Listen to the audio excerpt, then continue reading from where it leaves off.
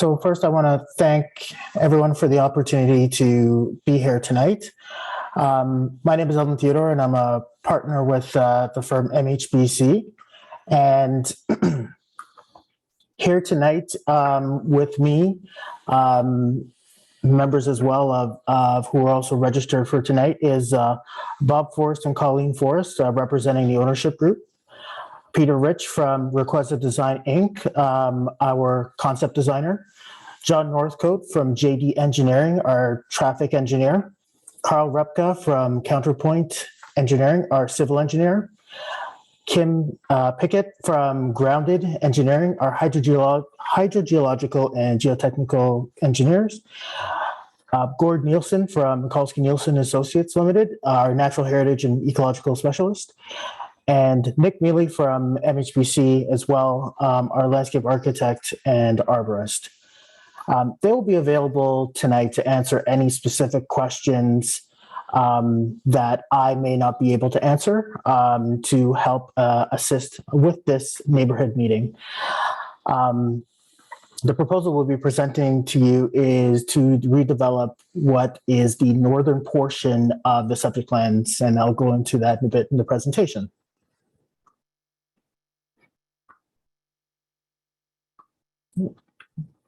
If you can bear with me, I'm just rearranging my screen so I can see everything. Here we go. So the site as this is today is a vacant parcel with a total land area of 28 hectares, but the actual buildable area as shown in the defined orange line here is 4.57 acres. Excuse me, I believe I said 28 hectares, it's actually 28 acres, and the buildable area is 4.57 acres. So over 23 acres of the land is to be dedicated to the city for environmental protection. The intention will be to only develop the 4.57 acres and protect the balance, ensuring that dedication occurs.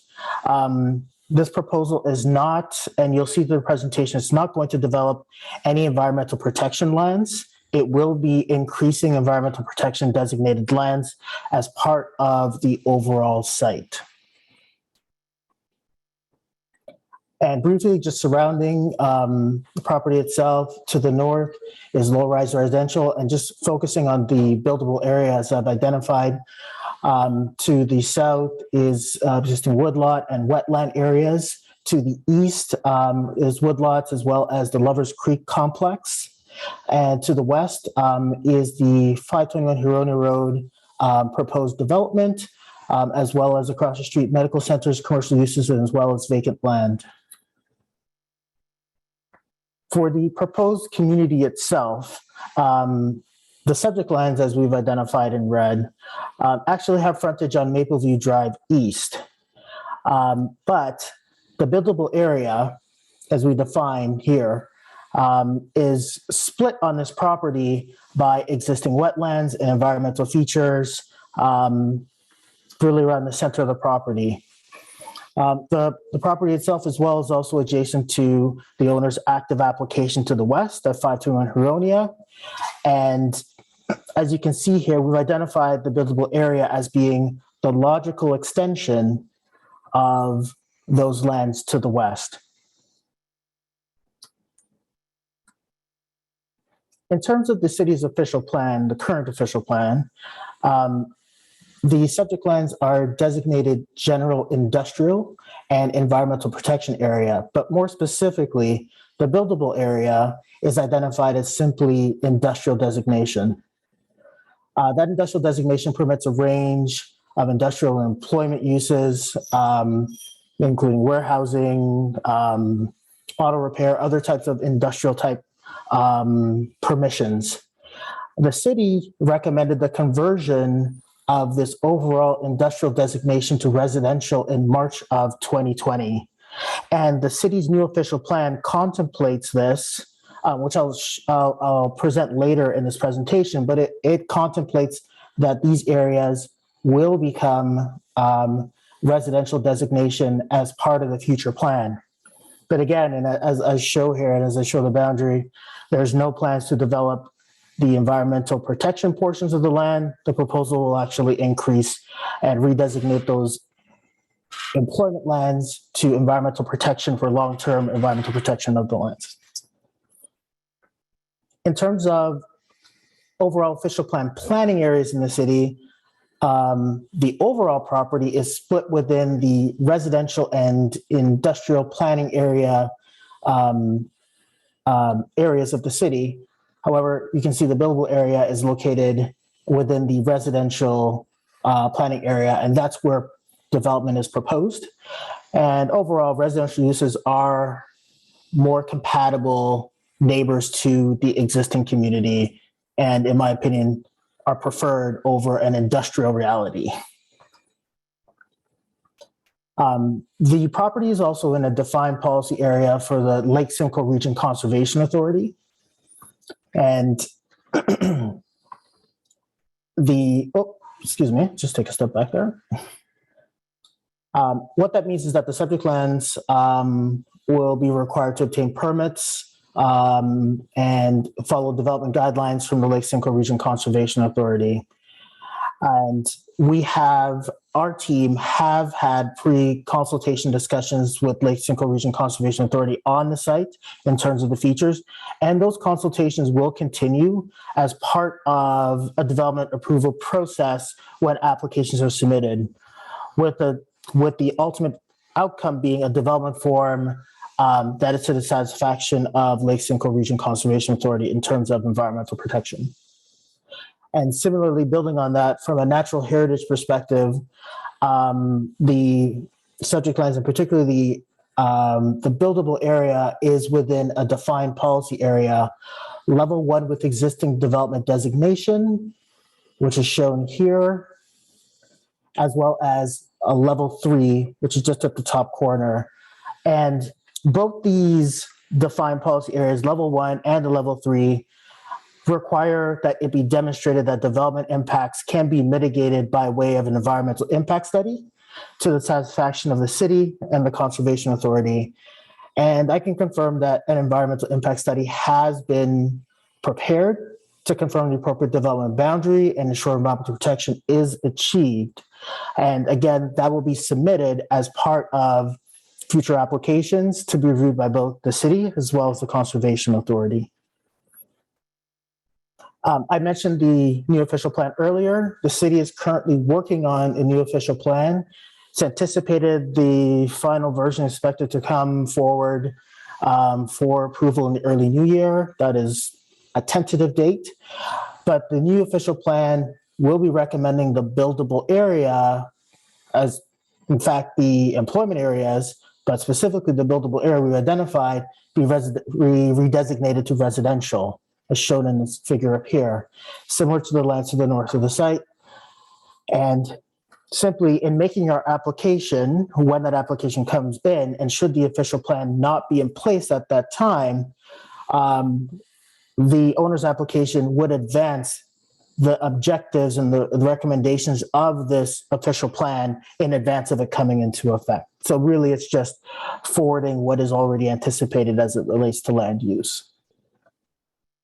And from a zoning perspective, the buildable area is agricultural zone.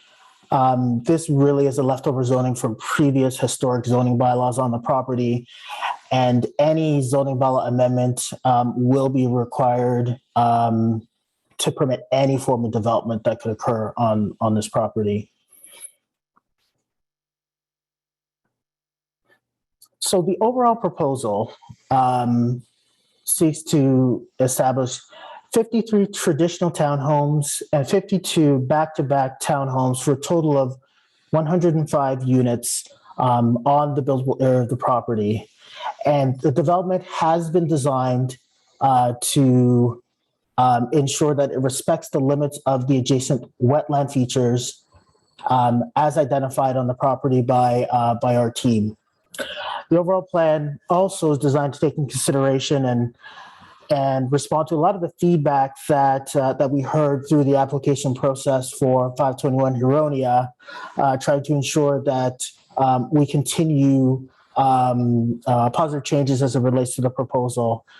You can see in the plan that we've included a landscape buffer that is provided along the northerly property line.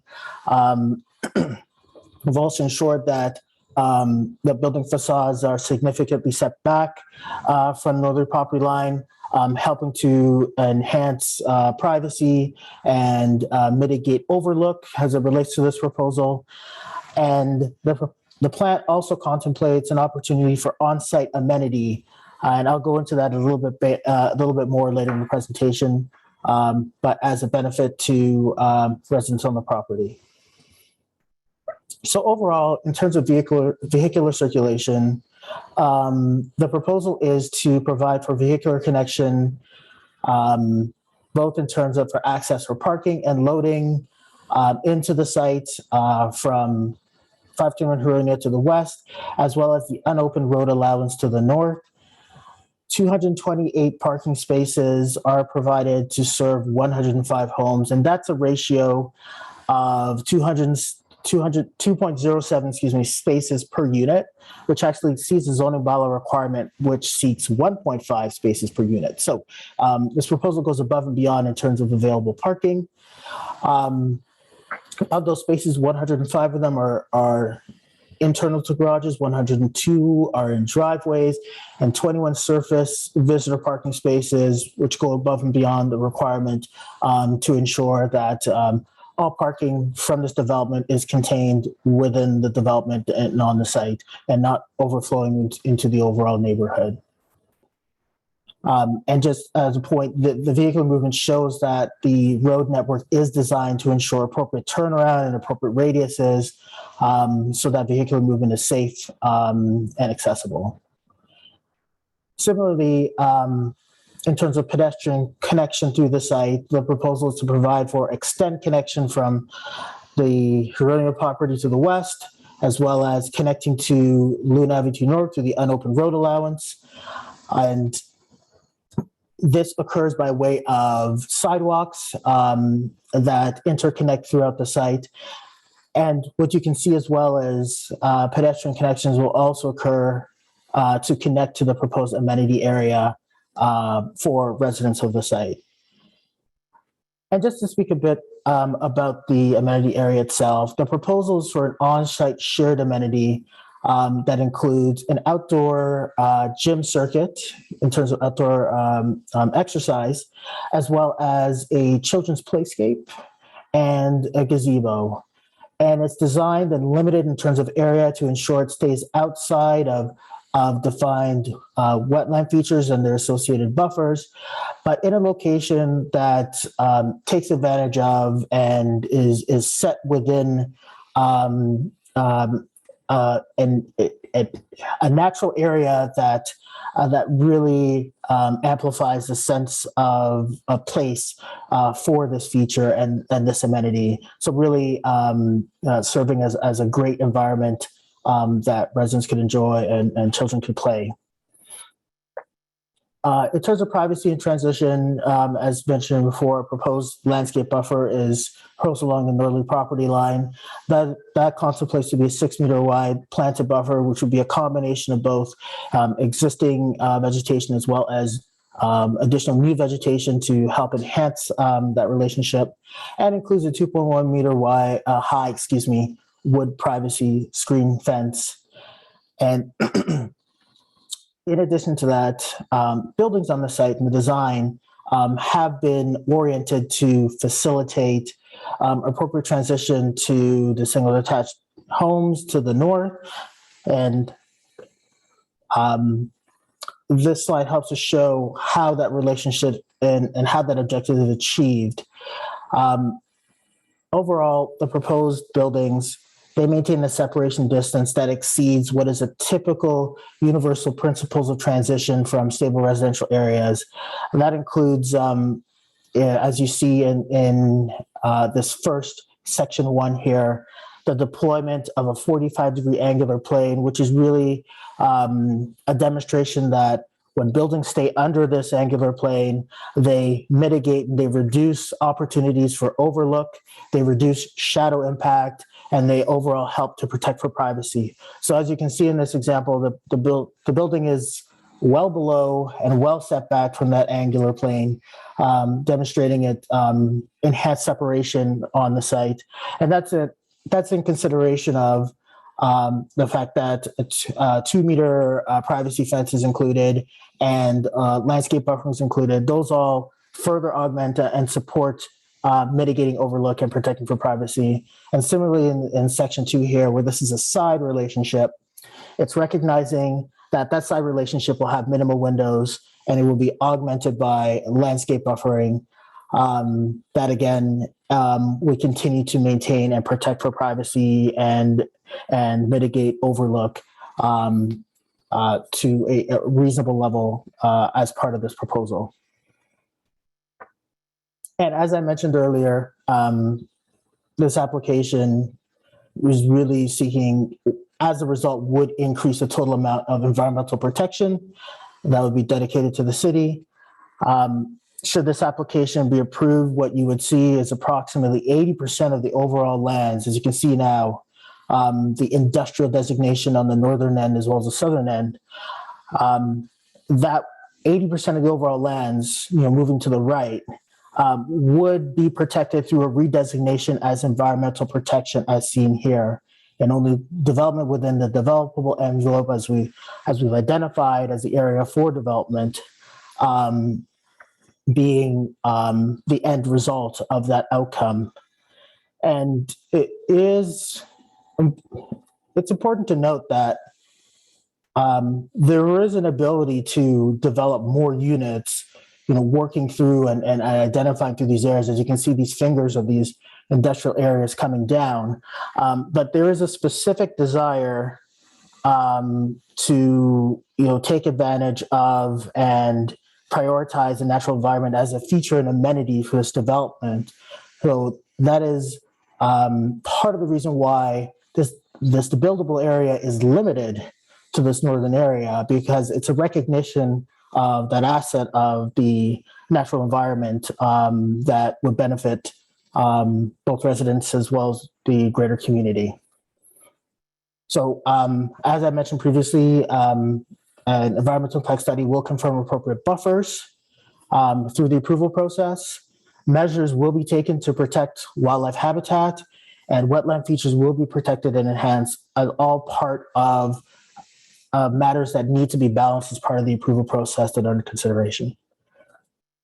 And just quickly, in terms of the proposed built form, the buildings that are proposed within the site, the proposal for the townhomes is really following a contemporary architectural style, which is similar to what had been shown with the previous application of 529 Huronia, thereby ensuring consistency in architectural vernacular as you move from one property to the other.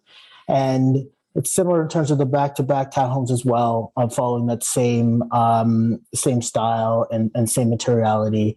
And again, all of those details flow through a site plan application, which city staff their urban design would provide input through that process that would only occur should the official plan of rezoning be approved for the property. So that's our presentation, and thank you for the opportunity to speak and to share these initial ideas on where we are. And we're happy, our team is happy to answer any questions and be able to take that input that can help us further articulate and refine our